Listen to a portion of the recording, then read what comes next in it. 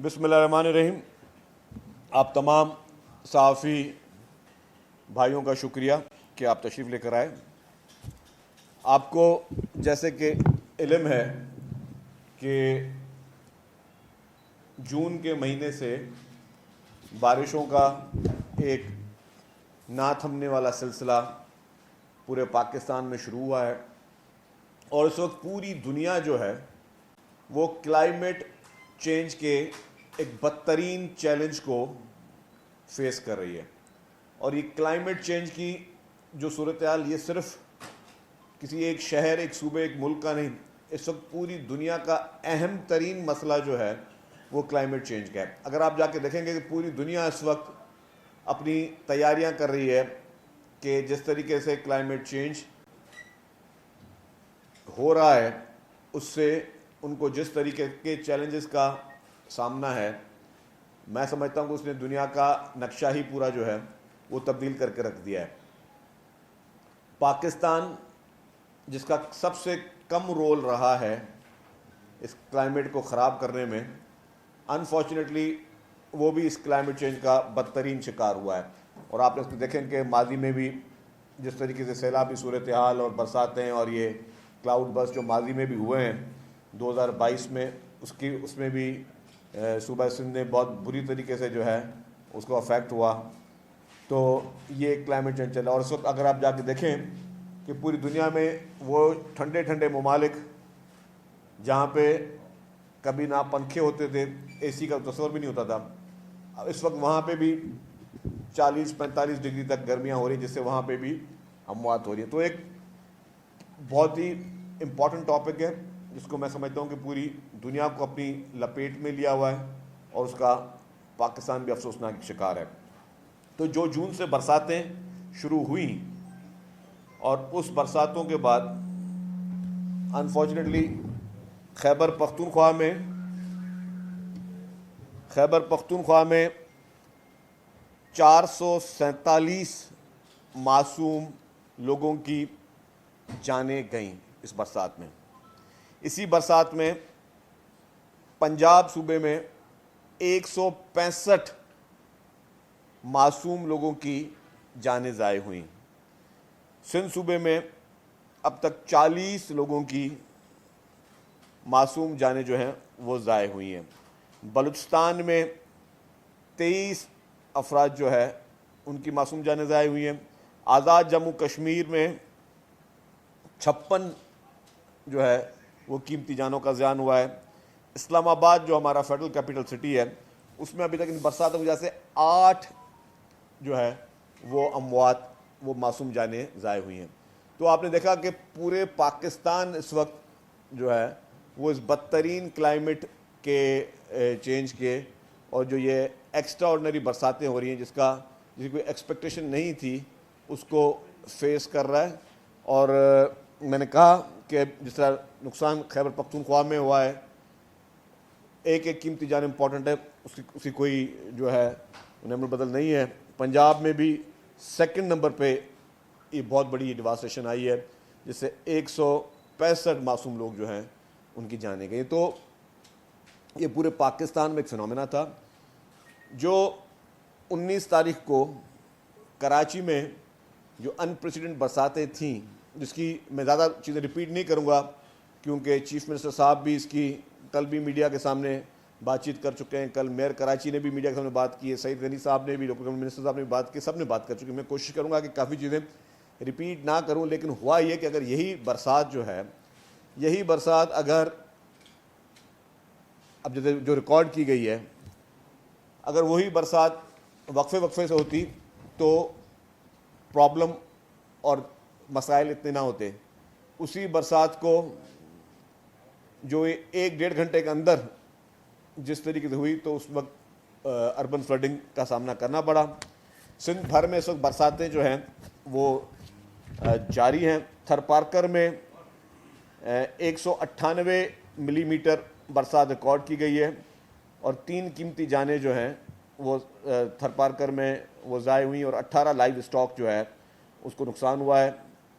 कराची जिस पर heaviest rainfall 19 अगस्त को हुआ था, एवरेज कराची की जो थी वो 120 मिलीमीटर थी, लेकिन अगर आप रिकॉर्ड एरिया वाइज करेंगे तो मगोपीर वेस्ट में 240 मिलीमीटर बरसात रिकॉर्ड की गई है, कोरंगी में 190 मिलीमीटर बरसात रिकॉर्ड की गई है, नॉर्थ नाजमाबाद में 149 मिलीमीटर बरसात रिकॉर्ड की गई, गुलजार हिजरी में 175 मिलीमीटर बरसात रिकॉर्ड की गई।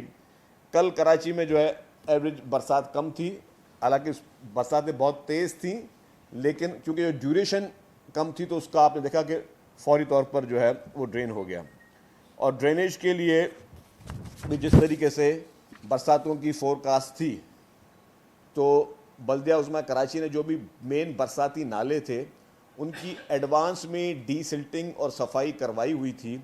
अगर ये एडवांस में डीसिल्टिंग या सफाई नहीं होती तो माजी में 4-4 दिन 5-5 दिन भी बरसातें जो हैं वो उनका पानी रुका रहा सड़कों पे। आपने देखा, हम सब उस वक्त मीडिया में थे, हमारी पूरी एडमिनिस्ट्रेशन सड़कों पे थी, हमारे मेयर सड़कों पे थे, हमारे लोकल गवर्नमेंट मिनिस्टर सड़कों पे थे, हमारे चीफ मिनिस्टर साहब सड़कों पर थे, commissioner, deputy commissioners, assistant commissioners, KMC का अमला, वाटर बोर्ड का अमला, सॉलिड वेस्ट का अमला, सब सड़कों पे थे। और यही सबका था कि जी 4-5 घंटे लगेंगे पानी के ड्रेन में। और ज़ाहिर हमें पता है कि शहरियों को बहुत तकलीफ़ हुई, शहरियों को बहुत अजियत का सामना करना पड़ा, जिसके लिए सिंध हुकूमत ने सबसे माजरत भी की है। हम माजरत ख्वाह भी हैं कि उस बारिश के पानी जमा होने से लोगों को नुकसान हुआ, लेकिन हमें ये उस वक्त भी जब हमसे कोई मीडिया सवाल पूछ रही थी कि ये पानी निकलेगा कैसे, तो हमने यही क्लियर कहा कि जी आप थोड़ा सब्र करें, ये पानी नेचुरल फ्लो से निकलेगा। जब आप पानी उसकी तादाद बड़ी होगी तो ज़रा उसको अपने निकलने के लिए टाइम चाहिए।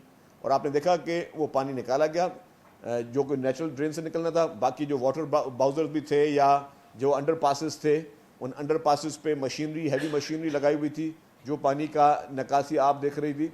तो पूरा ये नहीं था कि जी पहले, जैसे मैं किसी पे भी ना कोई कमेंट करूँगा ना माजी की कोई मिसाल देने की कोशिश करूँगा, लेकिन पहले कहता था कि इंतज़ामिया गायब है, कोई कुछ नहीं हो रहा, पानी निकल ही नहीं रहा। 5-5, 6-6 दिन तक पानी सड़कों पे खड़ा होता था। यहाँ पे फौरी तौर पर इंतज़ामिया जो कि एडवांस में वो अलर्ट थी, उसने अपनी वक्ती कार्रवाई की। कहीं पे इक्का दुक्का जगहों पे गफलत भी होगी, ये मैं नहीं कह सकता कि हम लोग कहें कि जी 100% हम लोग परफेक्ट मशीनरी थी और परफेक्ट थी। कहीं पे इक्का दुक्का जगह पे जहाँ पे कमी कोताहियाँ थी तो चीफ मिनिस्टर साहब पर्सनली मीटिंग्स भी कर रहे थे, मॉनिटर भी कर रहे थे, चीफ सेक्रेटरी, पूरी गवर्नमेंट की मशीनरी सिंध भर में, मैं सिर्फ कराची की बात नहीं कर रहा हूँ, सिंध भर में मशीनरी जो है वो मोबिलाइज थी। और वो लोगों वो उस चीज़ों पे जो पानी का ड्रेन का प्रोसेस था उसी का इंतजार भी कर रहे थे और मैन्युअली भी पानी निकाल रहे थे। आप लोगों ने शारा फैसल में बाकी जगहों पर वाटर बाउजर्स भी देखे होंगे कि जहाँ पे पानी नहीं निकल पा रहा तो वहाँ पे पानी को निकाला जा रहा था। लेकिन मुझे थोड़ी इस बात पर अफसोस हुई, ठीक है लोगों को तकलीफ है, उसका एहसास हम सबको है, लेकिन कहीं कहीं पे हमने देखा कि हमारे साथ ज़्यादती भी की जा रही थी। कहीं पे ऐसा भी महसूस हो रहा था कि जैसे कोई कैंपेन चल रही हो हुकूमत के ख़िलाफ़ और बाकायदा स्पेशल ट्रांसमिशन चल रही थी। मैंने कहा कि इस पूरे मुल्क की एक एक कीमती जान जहाँ पर भी ज़ाय हुई है उन सब का हमें एहसास है। हुकूमत वक्त जितनी भी होती हैं, जिस सूबे में भी अमवातें हुई हैं उसमें हुकूमत वक्त जो हैं वो डेफिनेटली वो उसकी ज़िम्मेदारी भी कबूल करती हैं। कराची में भी जो अमवात हुई, ज़्यादा से ज़्यादा अमवात हुई बिजली के करंट लगने से, चंद अमवात हुई कहीं पे अगर छत गिर गई, कहीं पे घर की दीवार गिर गई, उनकी वजह से जो है वो अमवातें हुई।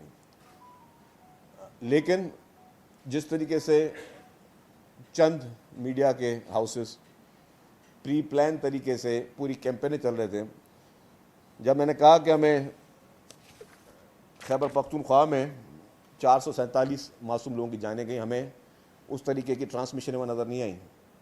पंजाब में 165, बहुत बड़ी फिगर है, 165 लोग बेचारे बरसात की वजह से जान से मारे गए, वहाँ पे हमें ट्रांसमिशन नज़र नहीं आई। इस तरह गिलगित बल्तिस्तान बाकी जगहों पे, लेकिन वो एक चंद लोगों का एक बाइस चीज़ें थी। हाँ, अगर हम लोग अप्रोचेबल नहीं होते तो कोई बोलता कि जी हमें आपका मौक़िफ़ नहीं पता चला। हम सब टीवी पे भी अवेलेबल थे, सड़कों पे भी अवेलेबल थे, फ़ोन कॉल्स पे भी अवेलेबल थे। जिस भी मीडिया हाउस ने कभी भी रब्ता किया तो कोई भी ये नहीं कह सकता कि हमारा किसी ने फ़ोन नहीं उठाया, हम सब अवेलेबल थे, मशीनरी भी अवेलेबल थी। तो वो उसकी थोड़ी बहुत ज़्यादती हुई। और आज की पाकिस्तान के एक मशहूर इंग्लिश अखबार डॉन में एक आर्टिकल छपा है जिसको खुर्रम हुसैन साहब ने लिखा है, इंग्लिश में है, मैं उसकी सिर्फ 2-4 पैरा लाइन में पढ़ लूँगा। उन्होंने कहा जी कराची में हालिया, मैं ट्रांसलेशन पढ़ूँ वर्ड बाय वर्ड, कराची में हालिया शदीद बारिशों की वजह से निकासी आप बेहतर रही, जिससे सिंध हुकूमत की बेहतरीन कारकर्दगी सामने आई। और डॉन में छपने वाले बस मैं एग्जैक्ट जो जुमला वो पढ़ रहा हूँ, सॉरी, उसमें माजी के मुकाबले में अब शहर में बारिश के बाद पानी को तेज़ी से निकाल दिया गया, जो सिंध हुकूमत की इस्तिताअत का सबूत है। दूसरे सेंटेंस में फरमाते हैं कि मतलब सियासी तनकीद के बाद के बेमानी बात वाज़ेह की गई, जिसमें सिंध हुकूमत पर बिला जवाब इल्ज़ाम तराशी के जवाब मिलता है। कुदरती आफात के दौरान सियासी पॉइंट स्कोरिंग की मजम्मत की गई उसमें, जिससे सिंध हुकूमत के हक़ में नुक्ता वाज़ेह होता है कि यह मसला पूरे मुल्क का है, ना सिर्फ सिंध का है। ये मैं चंद उसकी वो ट्रांसलेशन पढ़ी, इसकी वर्ड बाय वर्ड जो है वो ट्रांसलेशन मौजूद है, लेकिन वो पढ़ लीजिएगा उसका। वो आज छपा हुआ है डॉन अखबार में। तो मकसद कहने का ये है कि बारिशें हुई, पानी निकाला गया, और उसी मजमून में लिखा कि माजी में उन्होंने बाकी उन ईयर्स का जिक्र भी किया है कि माजी में इन सालों में, जब उन्होंने जिक्र किया कि I am old enough to remember when smaller rain events in 1991 or 2006 left in the city flooded for days on end. This time, as in 2020 or 2022, they cleared it within hours. So far, so good. तो माजी में क्या रहा है, अभी क्या रहा है, मैं तो हमारे गवर्नमेंट की प्रायोरिटी है कि 1 मिनट भी डिले ना हो। हम कहते हैं कि ये पानी किसी को 1 सेकंड की भी तकलीफ ना हो। जब किसी शहरी को तकलीफ होती है तो हुकूमत डेफिनेटली हुकूमत के लिए परेशानी का बायस होती है कि हुकूमत नहीं चाहती कि किसी को किसी भी किस्म की कोई तकलीफ हो। हमें वो जमातें भी इस बार तनकीद करती हुई नज़र आईं जिन जमातों ने माजी में, जब उनके अदवार में 100 मिलीमीटर की बारिशें हुई थी, तो कराची शहर ने एक दिन में 100 से ज़्यादा जो है वो अमवात देखी अनफॉर्चुनेटली। उस पर भी मैं कहूँगा उन जमातों ने जानबूझ के नहीं किया, लेकिन ठीक है उनकी कैपेसिटी का मसला था। यहाँ पे नीयत भी साफ़ थी, कैपेसिटी भी साफ़ थी, और पानी निकालने का सिर्फ वाहिद तरीका होता है, वो होता है नेचुरल ड्रेन। और आप पानी को किसी हाथ में पकड़ के बाहर नहीं फेंक सकते, किसी पाइप से उठा के, पाइप लगा के किसी एक जगह से जाके किसी और जगह को फ्लड नहीं कर सकते। सिर्फ वाहिद जो है वो ड्रेनेज का ही रास्ता है जिसको इख्तियार किया गया।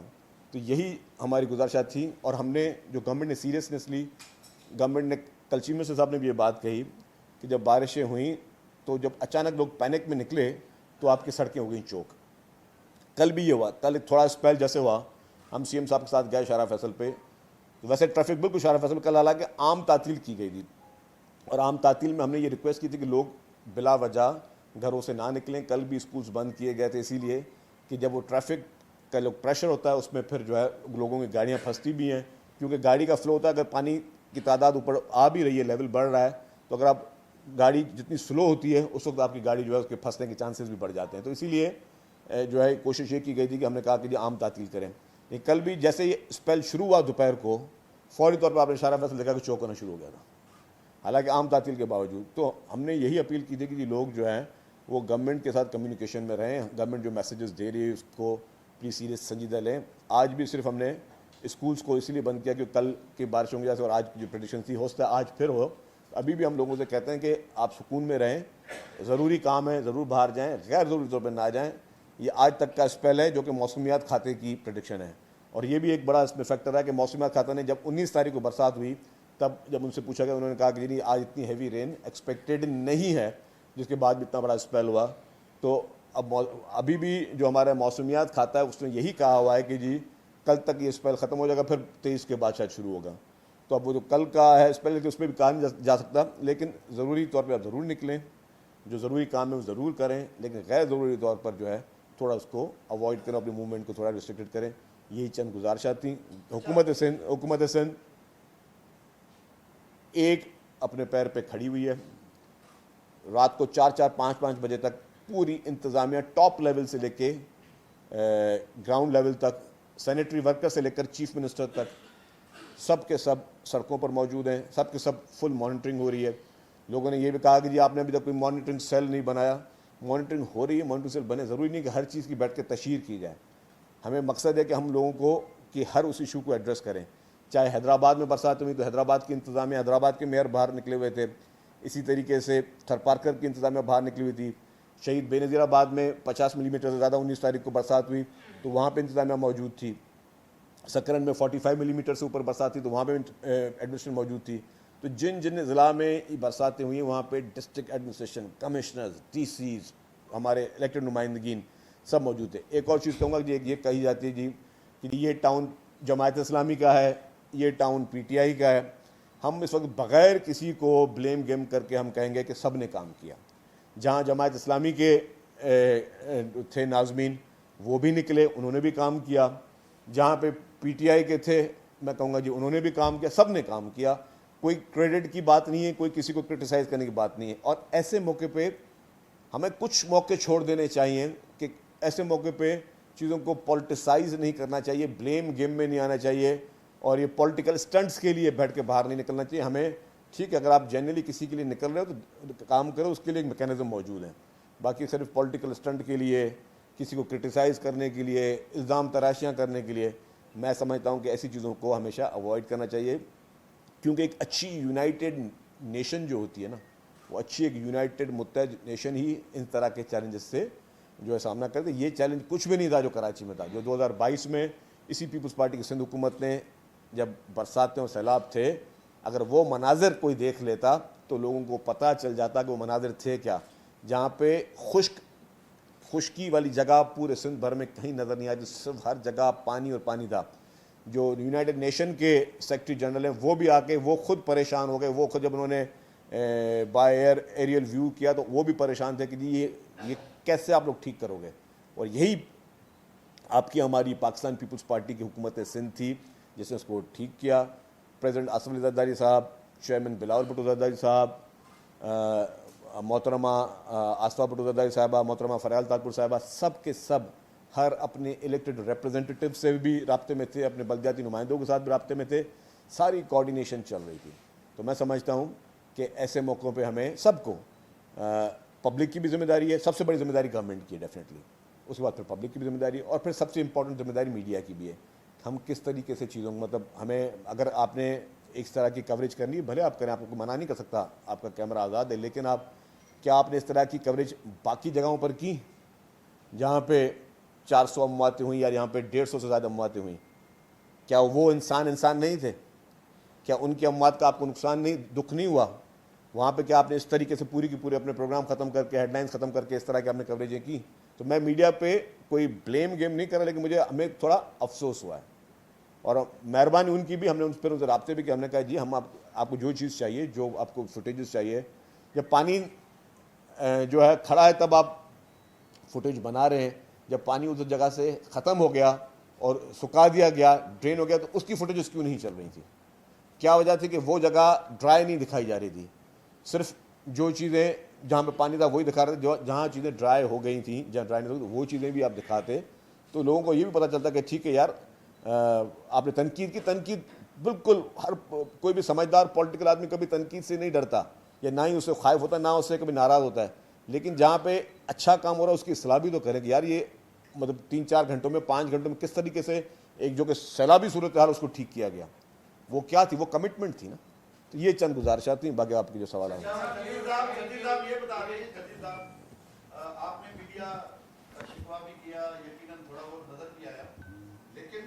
थोड़ा बहुत नजर आया, पूरा नजर आया आपको? सब जहाँ नजर आया, जितना आया उतना मैंने बयान किया। जी जी, तो खुल के मैं बात नहीं कर सकता, जाहिर है मैं उसी कम्युनिटी से ताल्लुक रखता हूँ। दूसरी बात ये कि फारूक सत्तार ने संगीन इल्जाम लगाए और उन्होंने कल कहा कि 17 बरस का सिंध हुकूमत हिसाब दे और तकरीबन 22,000 अरब रुपए जो है वो आपको मिले हैं और कराची पर सौतेली मार जैसा सलूक किया गया और 40 इंच मिलीमीटर सेवरेज लाइन का बहाना बना के और शहर को डुबोया गया, जानबूझ के डुबोया गया। लेकिन आखिर में वो जाते जाते एक बात कर गए कि कराची के लिए हम मिल बैठना चाहते हैं, हमें बुलाएं, हुकूमत बिठाए, मुस्तबिल की कोई मनसूबाबंदी बनाए ताकि इस तरह के मनाज़र आगे न देखने को मिले। तो आप क्या रद्द? देखिए, फारूक सत्तार साहब जो हैं वो, उनका बैठने में हमें कोई एतराज़ नहीं है, मैंने जिन अदवार की बात की और फारूक सत्तार साहब बिल्कुल उन्होंने बयानबाजी की, उन्होंने इस चीज़ को पॉलिटिसाइज करने की कोशिश की जो कि उनका पुराना वतीरा रहा है। फारूक सत्तार साहब के पास इतना ही अगर कराची का वो दर्द रखते थे तो बल्दियाती इंतखाबात में फारूक सत्तार साहब को और उनकी जमात को इलेक्शन कॉन्टेस्ट करना चाहिए था। अगर आज इतने ही बल्दियाती इदारों की उनको फ़िक्र है तो वो उस वक्त इलेक्शन में क्यों बाइकआउट किया फारूक सत्तार साहब ने, उनकी पार्टी ने। और अब उनको तनकीद करते नहीं, लेकिन हमें कोई एतराज़ नहीं है, हमें बैठना है, हम बैठने के लिए पहले भी तैयार थे, आज भी तैयार हैं। एमक्यूएम से हमें कोई सच कोई इशू नहीं है। एमक्यूएम में चंद लोग ऐसे हैं जो कि इस तरह की बातें करके जो है अपनी सियासत चमकाने की कोशिश करते हैं, अपनी वो प्रेजेंस को शो करने की कोशिश करते हैं और समझते हैं कि प्रेजेंस सिर्फ इसी चीज़ से शो होगी कि हम जो है अगले को बुरा भला बोलें, किसी पर इल्ज़ाम तराशियाँ करें, किसी पॉजिटिव चीज़ से जो है प्रेजेंस वो अपनी शो नहीं करना चाहते। अरबाब साहब,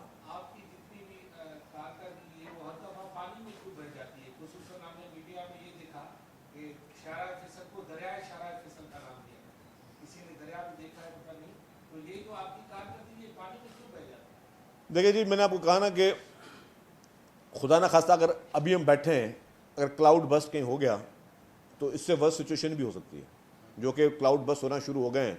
लास्ट 2022 में भी हुए, अभी भी चांसेस उसके हैं। अभी भी आपको देखा खैबर पख्तूनख्वा में जो है गिलगित बल्तिस्तान में बहुत बुरी हालत हुई है। गिलगित बल्तिस्तान को हम भूल जाते हैं, गिलगित बल्तिस्तान बहुत ही इंपॉर्टेंट, सबसे बड़ा नुकसान उसको गिलगित बल्तिस्तान ने का हुआ है। लेकिन ये कुदरती आफत है। कुदरती आफत में चीज़ें जब चैलेंज आते हैं, और मैं मुनासिब नहीं देता मैं उन ममालिक के नाम लूँ बैठकर, आप दुनिया के बाकी बड़े ममालिक में देखें, क्या उनकी फुटेजेस हमारे मीडिया ने नहीं देखी कि वहाँ पे जब बरसात हुई तो क्या 2 दिन पहले मुंबई में क्या हालत हुई, वो किसी ने देखी है? नहीं देखी है। चंद दिन पहले अमेरिका के कुछ शहरों में जो हालात हुई, इससे पहले हमारी गल्फ़ कंट्रीज़ में मुख्तलिफ जगहों पर जो हुई है, ये जब भी चीज़ें होती हैं अवाम की तकलीफ़ का एहसास है। लेकिन ये जब उस वक्त ये सूरत हाल हो रही है, उस वक्त जब ये परेशानी हो रही है, तो आप हमें सबको वॉलंटरली उन चीज़ों को बेहतर करना चाहिए। और मैंने कहा कि हर चीज़ का टाइम लगता है। आज अगर किसी को भी 1 सेकंड में कोई बुखार हो जाए, किसी को फ्लू हो जाए, आप डॉक्टर के पास जाओगे, डॉक्टर जब दवाई देगा तो कोई ऐसी दुनिया में गोली नहीं बनी है कि 1 सेकंड में खाने से आपकी तबीयत ठीक हो जाएगी। वो टाइम लेती है। इसलिए कि जब इतना बड़ा रेला आया, अब मैंने बताया कल जो स्पेल आया था, कल बहुत तेज़ बारिश थी, लेकिन पानी कहीं नहीं खड़ा हुआ, क्योंकि उस बीच में वक्फा आ गया, वक्फे में पानी ड्रेन हो गया। अब वो क्योंकि नॉन स्टॉप जहाँ पे बारिश होगी, अगर इस तरह का खुदा न खास्ता नॉन स्टॉप बारिश होगी तो प्रॉब्लम होगी। 2022 में इस तरीके की बारिश कई दिन चली है, 3 दिन तक नॉन स्टॉप बारिश चली, तो पूरा सिंध का सिंध डूब गया। तो ये खुदा न खास्ता अल्लाह से हम लोग फिर भी बेहतरी की उम्मीद करें, दुआ करें कि जी अगर खुदा न खास्ता यहाँ पे 24 घंटे इस तरह की बारिश अगर होती तो पानी वो भी निकलता, लेकिन बहुत ज़्यादा नुकसान करके निकलता। और एक चीज़ मैं कहूँगा जो मुझसे शायद रह गई, इस पूरी सूरत हाल में जो सबसे ज़्यादा हमने नाअहली देखी, कोताही देखी, वो के इलेक्ट्रिक की देखी। के इलेक्ट्रिक की 48 घंटों तक काफ़ी इलाकों में बिजली की फराहमी नहीं मुहैया कर सकी। के इलेक्ट्रिक की इंतज़ामिया ने जो उनसे तवक्को की जा रही थी, उनको कहा भी जा रहा था, और ये सिर्फ यहाँ के इलेक्ट्रिक नहीं है, हैदराबाद में हेस्को की भी ये सूरत हाल थी। वहाँ पे हेस्को की, वहाँ से भी हमें बहुत सारे डिस्ट्रिक्ट एडमिनिस्ट्रेशन के फ़ोन आ रहे थे कि जी आप प्लीज़ हेस्को को जगाएं। हेस्को को जगाया। नासिर शाह साहब जो हैं वो हमारे एनर्जी मिनिस्टर, उन्होंने आज भी दौरे किए कि इलेक्ट्रिक वालों से उन्होंने मीटिंग्स की हैं, उनको सख्ती से तंबीह की है। कल परसों रात को भी वो लगे हुए थे हेस्को वालों से, लेकिन उन्होंने बहुत मायूस किया है। अब और वो जो ना उन्हें अब हैदराबाद में जो जितना नेचुरल ड्रेन कोई नहीं है, कराची में सारा नेचुरल ड्रेन है, हैदराबाद में सारा पानी निकलता है पंपिंग स्टेशन के ज़रिए। अब अगर आपके वहाँ पे हेस्को ने पावर सप्लाई ही बंद की हुई थी तो पंपिंग से पानी कैसे निकले? फिर डेफिनेटली जनरेटर सहाय किए गए, डीजल डाले गए, जनरेटर के जरिए पानी निकाला गया। लेकिन ये उनकी कारकर्दगी इज़ क्वेश्चनेबल, और मैं उनसे भी गुजारिश करूँगा कि बराए मेहरबानी अपनी कारकर्दगी को बेहतर करें। एक मिनट, इनके बाद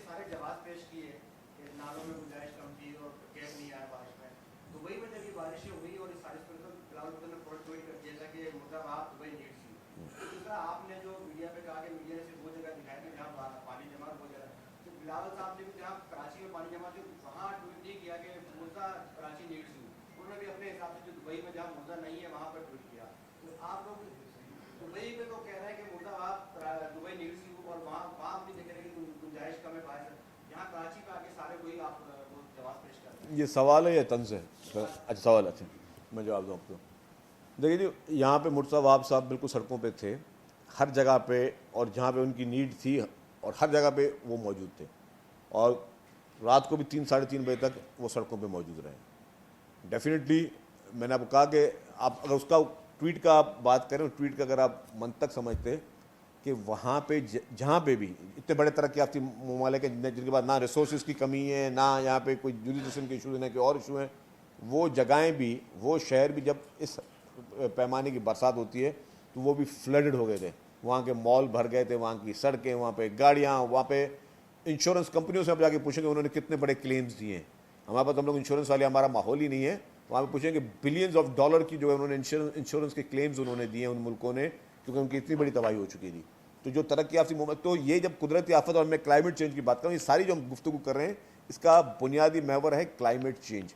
तो वो क्लाइमेट चेंज की वजह से ये हालात आएंगे। यस, अब की सूरत हाल जब ये हो गए तो अब हमें, वो कहते हैं कि जी फास्टन योर सीट बेल्ट्स, अब हमें बहुत ही ज़्यादा अटेंशन के साथ फ्यूचर की प्लानिंग करनी होगी। कि फ्यूचर की प्लानिंग अब हमें तो ये तो जहन में आ गई कि ये इस तरह की बारिशें साल में 2 दफ़ा भी हो सकती हैं, 3 दफ़ा भी हो सकती हैं। अब फ्यूचरिस्टिक अप्रोच के साथ हम आगे कैसे चलें, उसके लिए डेफिनेटली जिम्मेदारी हुकूमत की है। उसमें मैं कह रहा हूँ वो हुकूमत अपना काम डेफिनेट करेगी। आप कहा यह जाता है कि कराची के बहुत सारे बाप हैं, कराची में एक अथॉरिटी होना चाहिए और वो अथॉरिटी मेयर हो सकता है, कंटोनमेंट बोर्ड्स को भी उसके तहत आना चाहिए, और ये जो पानी की गुजरगाहें हैं नेचुरल, वहाँ पे जो है वो हाउसिंग सोसाइटियाँ बनी हुई हैं, उसकी वजह से भी ये इशू आता है। तो कराची के मसाइल का हल आप क्या समझते हैं? बहुत सारे लोग ये भी कहते हैं कि अब कराची को इंतजामी यूनिट एक सूबा बनाया जाए, ये तजावीज़ भी सामने आई हैं। तो आप क्या समझते हैं कराची के मसले, इन तमाम मसाइल का हल जो है वो एक सवाल क़यादत भी है, इसका मसला करप्शन भी है, और ये सब चीज़ें तजावीज़ को सिंध हुकूमत किस तरह देखती है, आप क्या समझते हैं? देखिए, आपने एक सवाल में 4-5 सवाल कर दिए। जहाँ तक अथॉरिटी की बात है, अथॉरिटी हर जगहों पे मुख्तलिफ अथॉरिटीज़ हैं। इसमें आपका एक मेट्रोपॉलिटन सिटी है, कोई आम शहर तो नहीं है, और बाकी शहरों में भी डिफरेंट अथॉरिटीज़ होती हैं जिसकी जो जुरिसडिक्शन होती है वो उसकी अथॉरिटी, और इसमें कोई कंफ्यूज होने की बात नहीं, जिसकी जो जुरिसडिक्शन है वो अपनी जुरिसडिक्शन में पानी निकालने का या यूटिलिटी सर्विसेज प्रोवाइड करने का मजाज है। इसमें कोई कंफ्यूज होने की बात नहीं, तो कंफ्यूज की बात की आपने कहा जी इस पर जो है दूसरा सूबा इंतजामी यूनिट बना दिया जाए। तो अगर एक तो खैर ये मैं बता दूँगा, किसी के ख्वाब व ख्याल में ना रहे, कोई दूसरा सूबा जो है सिंध में नहीं बनेगा, ठीक है।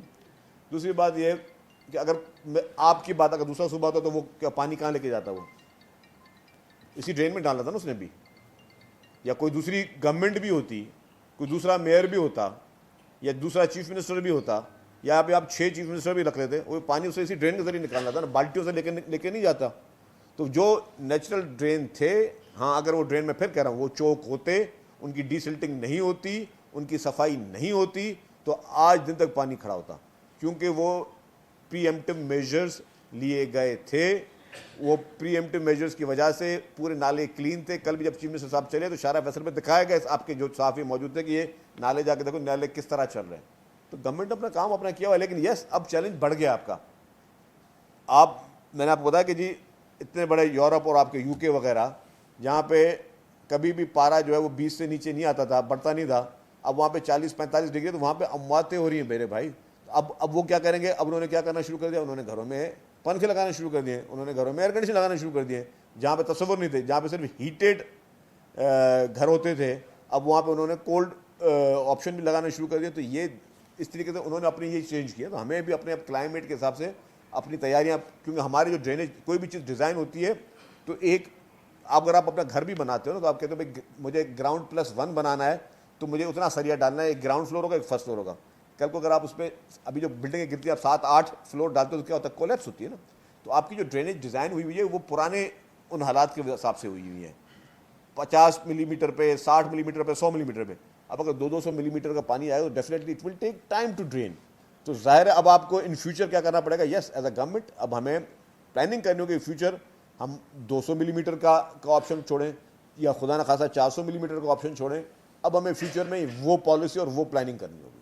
शकील साहब ये बताइएगा, जो ये इंतजामी यूनिट्स की बात की है, सीनियर सहाफ़ी है मालिक साहब, उनकी ये खबर है कि हो सकता है कि दिसंबर में जाकर जो है वो 27वीं यानी तरमीम के जरिए 12 जो इंतजामी यूनिट्स है उस पर काम किया जाए, और जो स्पेशली पाकिस्तान पीपल्स पार्टी का एक बहुत बड़ा काम है 2010 में 18वीं तरमीम, सदर जरदारी साहब उसका क्रेडिट लेते हैं, उसमें बहुत सारी चीज़ें रोल बैक करने की बात हो रही है। अगर इस तरह होता है, 26वीं तरमीम में हमने देखा कि बिलावल साहब के बहुत बड़े किरदार है, खिदमात है 26वीं तरमीम पास करवाने में।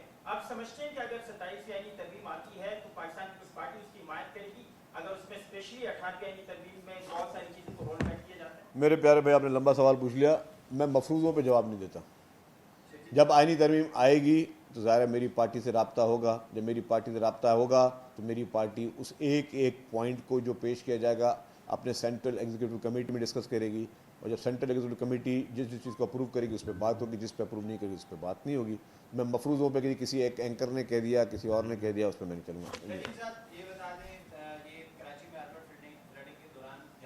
फील्डिंग, अच्छा अच्छा, तो जहाँ दुनिया में जदीद मशीनरी और हैवी मशीनरी इस्तेमाल होती है, वहाँ कराची में हमने ये 2 रोज से देखा है कि सैनिटरी वर्कर्स जो है वो झाड़ू और वाइपर से पानी निकाल रहे हैं, और उनकी जो तनख्वाह है वो 500 रुपये पर डे।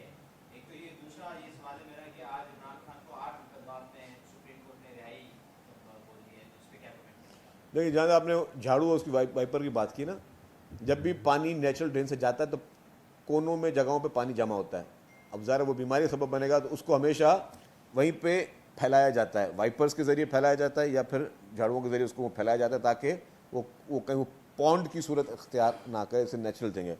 जहाँ आपने सैलरी की बात की, सैलरी तो गवर्नमेंट की जो मिनिमम सैलरी वो सबको मिल रही है। अगर एमरजेंसी बुनियादों पर किसी की कोई सर्विस ली गई है तो वो एडहॉक बेसिस पर, अगर किसी ने उसको उस टाउन ने या उस मुकामी इंतज़ामिया ने उनको हायर किया तो वो उसका कर सकते हैं। जहाँ तक इमरान खान के मुकदमे की बात की, मैं मुबारकबाद दूंगा उनको कि वो अपने मुकदमे से अगर उनको ज़मानतें मिली हैं तो अदालतों के हर फैसले का एहतराम करना चाहिए। अदालतों के कभी फैसले आपको लगते हैं आपके हक़ में, कभी आपके हक़ में नहीं है, लेकिन एक पॉलिटिकल पार्टी PTI है, उनको अगर इस तरीके से कोई रिलीफ मिला है तो उनका हक़ है, क्योंकि अदालतों ने फील किया है कि जी वहाँ पर उन ज़मानतें बनती हैं। साहब ये बताइएगा कि इस वक्त जो आपने बताई मौत हुई है, माल मवेशी भी लोगों के मरे हैं बहुत ज़्यादा, खासतौर पे आपने सर की बात की, वहाँ पे 18 आपने कहा कि कोई जो है वो मवेशी जी, उनकी जो तादाद है वो कोई 70 से ज़्यादा है जो एक गाँव की है, मिट्टी के करीब का कोई गाँव में, वहाँ से ब्लैक का तो आपको बता रहा हूँ वही है। तो ये जिन लोगों का नुकसान हुआ या कराची में नुकसान हुआ है, तो वहाँ पर उनके लिए क्या कोई उनको दे रही है मुआवजा जिन लोगों का नुकसान हुआ है?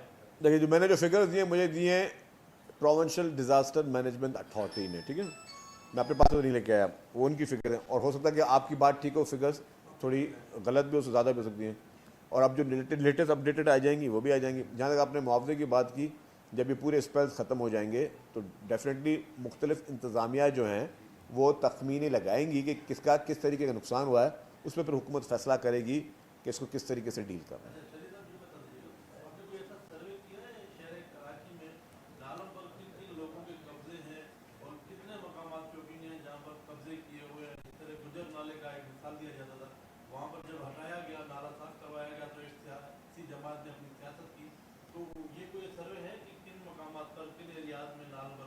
देखिए जी, अच्छा सवाल आपने किया। नेचुरल ड्रेन्स जितने भी हैं उन पे इंक्रोचमेंटें हैं, माजरत के साथ। आपने गुजर नाले की भी बात की, गुजर नाले पे बाकायदा नाले के अंदर आबादियाँ थीं, पक्के पक्के मकानात थे, अनफॉर्चुनेट लोगों ने मसाजिद तक बनाई हुई थी नाले के अंदर। तो ये तो अनफॉर्चुनेटली हमारे पास एक कल्चर बरसा बरस से रहा है, चाहे वो चाइना कटिंग के ज़रिए बनाई गई हो, किस तरह बनेंगे, वो चीज़ें बनी थी। जहाँ तक नालों के इंक्रोचमेंट की बात है, कुछ मीडिया हाउसेस के दफातर जो हैं वो नालों के ऊपर हैं, कुछ सरकारी दफातर भी नालों के ऊपर हैं। तो ये इस तरीके का डायलेमा भी हुआ है। मतलब मैं खुद लोकल गवर्नमेंट का मिनिस्टर रहा हूँ, वो सब चीज़ें मैंने उस वक्त देखी हैं कि मीडिया हाउसेस, बड़े बड़े मीडिया हाउसेस, उनके दफातर नाले के ऊपर बना हुआ है। अब ज़ाहिर है तो ड्रेनेज को तो इधर उधर होना है, इसी तरीके से सरकारी दफातर, बड़े बड़े महकमे, तो अब डेफिनेटली इन फ्यूचर इन चीज़ों को भी टैकल करना होगा। सर आप बार बार क्लाइमेट चेंज का जिक्र कर रहे थे, तो सर कल वज़ीर आला साहब ने भी बयान दिया था कि 100 mm बारिश के पानी के निकासी के लिए कराची को एक बार फिर से खोदना होगा। तो जो फ्यूचरिस्टिक, सॉरी किसने कहा? CM साहब की तरफ से बयान आया था कि पूरे कराची को फिर से खोदना होगा अगर 100 मिलीमीटर बारिश के पानी की निकासी के लिए दोबारा से। तो जो फ्यूचरिस्टिक प्लान की आप बात कर रहे हैं तो उसी तरीके की कुछ होने जा रहा है कराची में फिर से? देखिए करना तो पड़ेगा। एग्जिस्टिंग इंफ्रास्ट्रक्चर पे आफ्टर द क्लाइमेट चेंज आप डिपेंड नहीं कर सकते, और ये कोई कम बात नहीं है। मुझे पता है कि जब आप इसको खोदने जाओगे तो जो हम लोग रेड लाइन पे आज तक भुगत रहे हैं, किस चीज़ पे भुगत रहे हैं? हम इन यूटिलिटीज़ की वजह से भुगत रहे हैं। जब यूटिलिटी ट्रांसफ़र कराते हैं हमें कहते हैं लग पता जाएगा। हालांकि कोई रेड लाइन पे हमें बहुत क्रिटिसाइज़ होता है, कोई पैसों की कमी नहीं है, पैसे पड़े हुए हैं, पैसे फंडेड प्रोग्राम है, फॉरेन फंडेड प्रोग्राम, पैसे सारे पड़े हुए हैं। लेकिन जो डे टू डे जो चैलेंजेस आते हैं ना, किसी भी अर्बन एरिया में यही काम किसी डेजर्ट के एरिया में करना बहुत आसान है, टाइम से पहले हो जाएगा। अर्बन एरियाज़ में इस तरह के काम करना बहुत बड़ा चैलेंज है। मतलब चीफ मिनिस्टर साहब ने बात की, डेफिनेटली बात उनकी ठीक है, लेकिन जब आप इसको खोदने जाएंगे, लेट्स सपोज आपने नेचुरल ड्रेन को खोदने जाना है, या जो आपने इनकी विड्थ को बड़ा करने जाना है, तो आपने कितनी इंक्रोचमेंटें ख़त्म करनी पड़ेंगी उन सारे एरियाज़ में से, फिर किस तरह नालों को बड़ा करेंगे, ये बहुत बड़ा चैलेंज है। अनफॉर्चुनेटली मैं कहता हूँ कि मतलब it's a big task, very big task, और उसमें शहर बहुत ज़्यादा डिस्टर्ब होगा। जब अब इसको ग्रेजुअली होना पड़ेगा, ग्रेजुअली करना पड़ेगा, लेकिन उसको, और मेरे ख्याल से ग्रेजुअली होना पड़ेगा और शायद टेल से करना पड़ जाए, कि ताकि हम इसको कुछ ना कुछ करना पड़े। मतलब दिस इज अ चैलेंज, क्योंकि आबादी बढ़ी है ना, आबादियाँ बढ़ी हैं, और वो आबादियों के जब इन्फ्लक्स उसमें आया है तो डेफिनेटली प्रेशर बढ़ गया है। वो आपके ड्रेनेज में भी है, वो आपके वाटर में भी। आपको जब एक दो जाओगे फिर आपको अपने वाटर सप्लाई के भी दोबारा उनकी चीज़ों को वाइड करना पड़ेगा। 4 करोड़ आबादी के शहर मैनेज नहीं हो पा रहा ना, यही तो लोग कह रहे हैं कि आपका सवाल हो गया ना मेरे भाई, आपका सवाल हो गया ना भाई। तो कहा भी गया, हदीस भी है कि नए शहर बसाओ। अच्छा मेरी बात, दो बातें आपकी, आप क्या करेंगे, इसको तकसीम कर दें। कहने का मकसद ये ना 4 करोड़ आबादी हो गई इस शहर का, मैनेजेबल ये नहीं। कहाँ से आपने कहाँ से सेंसस की रिपोर्ट लेके आए हो आप? कौन से अखबार से आप, सेंसस की कौन से अखबार से? नए चैनल तो समा टीवी से। समा टीवी से। आपको पता है कि ये 4 करोड़ की आबादी का शहर है? 3.5-4 करोड़ की आबादी का शहर हो रहा है। किसने कह दिया आपको यार? सेंसस पे तो नहीं आता, जाहिर सी बात है। सेंसस पे तो बहुत सारे एतराज भी है कि यार आप अपने सवाल में रहो।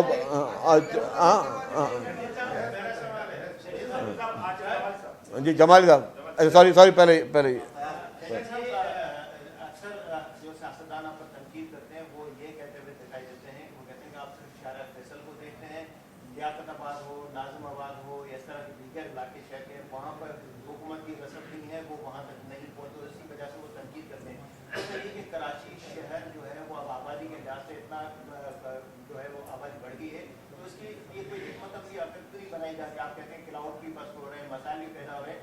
दुनिया में ये होता है कि आबादी का एक तायुन किया जाता है, इसके बाद तो डेवलपमेंट या इस तरह की जो बिल्डिंग है, हाई राइज बनाई जा रही हैं, उनको रोका जाता है। मगर हमारे पास तो आए रोज कमर्शियल बुनियादों पर जो है वो लाइसेंस दिए जा रहे हैं, बिल्डिंगें बन रही हैं, रोड मखसूस किए जा रहे हैं, तो इस पर क्यों हिकमत अमली नहीं बनाई?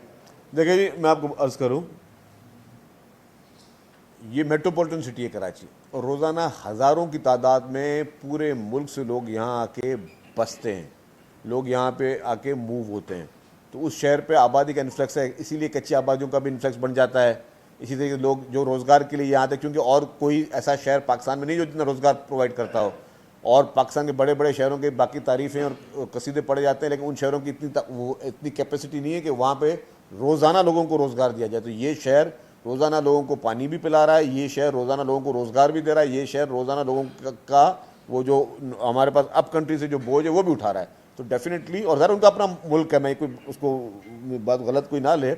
तो जब हम ये सारी चीज़ें बता रहे हैं तो डेफिनेटली इसको, इस शहर के लिए फिर हमें फेडरल गवर्नमेंट को भी देखना चाहिए कि जो शहर 70% से ज़्यादा आपको रेवेन्यू में शेयर दे रहा है, जो शहर आपको 70% से ज़्यादा रेवेन्यू में शेयर दे रहा है, उस पर ध्यान भी दें।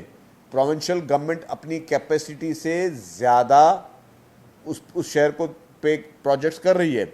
आज भी इसी शहर की हम बात करें तो पाकिस्तान का सबसे बेहतरीन जो है सेहत की सहूलियात वो यही शहर दे रहा है। यहाँ पे एजुकेशन पे भी बहुत बड़ा खर्चा हो रहा है, यहाँ के ट्रांसपोर्ट के महकमे पे, इंफ्रास्ट्रक्चर पे बढ़ाया जा रहा है, यहाँ पे मुख्तलिफ सारे महकमात को बनाया जा रहा है। पानी की कैपेसिटी को अभी आपका हब डैम का, हब के कैनाल का इफ्तिताह हुआ है। तो ये सारी चीज़ें इस शहर पे की जा रही हैं। तो इस शहर को फेडरल गवर्नमेंट ने ज़्यादा ध्यान देना है इसके चैलेंजेस को समझते हुए फेडरल गवर्नमेंट इधर इसके रिसोर्सेज को बढ़ाए और इस शहर पे ज़्यादा ध्यान दे। वो अलग है, मैं लेकिन अभी कोई कंप्लेंट के लिए नहीं बैठा हूँ, लेकिन ये आपकी नेचुरल डायनामिक्स हैं आपके शहर। जब आप देखें शहर कहाँ से कहाँ तक पहुँच गया है। आप अभी एलिवेटेड की बात करें तो ये शहर आधा सुपर हाईवे तक तो पहुँच चुका है, आधे सुपर हाईवे तक ये शहर एक्सपेंड हो गया है। और आपको अल्टीमेटली दुनिया में जब आपको फिर आप एलिवेटेड भी जाना पड़ता है आपको, लेकिन उसके लिए फिर आपने इंफ्रास्ट्रक्चर भी हाथ वो ठीक करना होता है। जमाली साहब last question please, sorry second last, उसके बाद आपका। बहुत अच्छा काम कर रहे हैं। जब तेज बारिश हो रही होती है तो वो सड़कों पे जाते हैं, लोगों को पानी की बोतलें भी पहुंचाते हैं, खाना भी पहुंचाते हैं, बहुत जबरदस्त काम कर रहे हैं। तारीफ तो करें ना गवर्नर से। अच्छी बात है जी, अच्छी बात है कि बात सुने। मैंने तो फारूक सत्तार साहब को भी क्रिटिसाइज नहीं किया। जिसने भी अच्छा काम करना है वॉलंटियरली करे, किसी ने मना नहीं किया आपको। हाँ चाहे हाँ किसी साथ भी करे, लेकिन जिसने अच्छा काम करना है, जो कोई अच्छा काम करता है बिस्मिल्लाह करे, हमें कोई एतराज़ नहीं है। गवर्नर साहब बिल्कुल सूबे के गवर्नर हैं, अगर वो काम करें तो अच्छी बात है।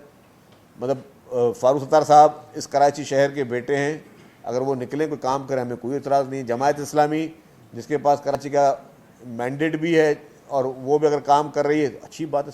सबको काम करना चाहिए। काम करने में कौन रोकता है यार। हम कहते हैं कि बस काम जिसको करना है करे, पर काम के नाम पर जो पॉलिटिक्स की जाती है ना वो कोई भी ना करे। जी आप लास्ट क्वेश्चन भाई।